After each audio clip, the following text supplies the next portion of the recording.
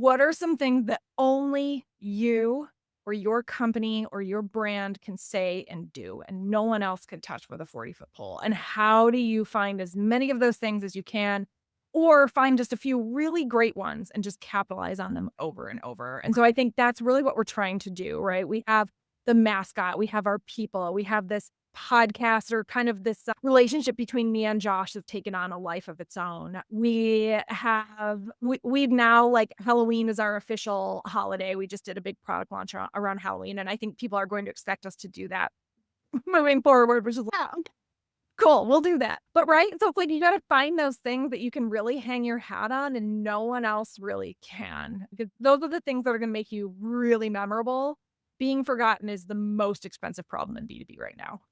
That's a really good one. And we've also leaned into something very similar, but more on like the target and audience side. And it's, yeah, understanding your position and what you do different. And it's crazy because like you look at someone's website and sometimes their unique value proposition sounds great. But then if you actually look at 10 or 15 other competitors, it's, oh, 10 of the other 15 say they do the same unique thing. So I get, well, it's just noise. Like it sounds good to you, but if everyone else is saying it, then yeah, it's just noise.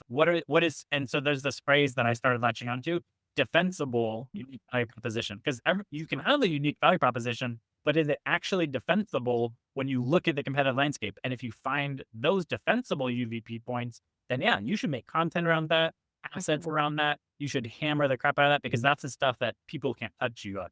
And if you Yes. figure that out, then there's probably also a pocket or audience that you're more uniquely equipped to serve Yeah. based on your defensible UVP, and you should figure out how to target those people. Or if they come to your website, use Vector and segment them out so that you can retarget them different than the rest of them. But you'd have to have a better view of that UVP or defensible UVP. So I like that. That you need a standing ovation after that. That was amazing.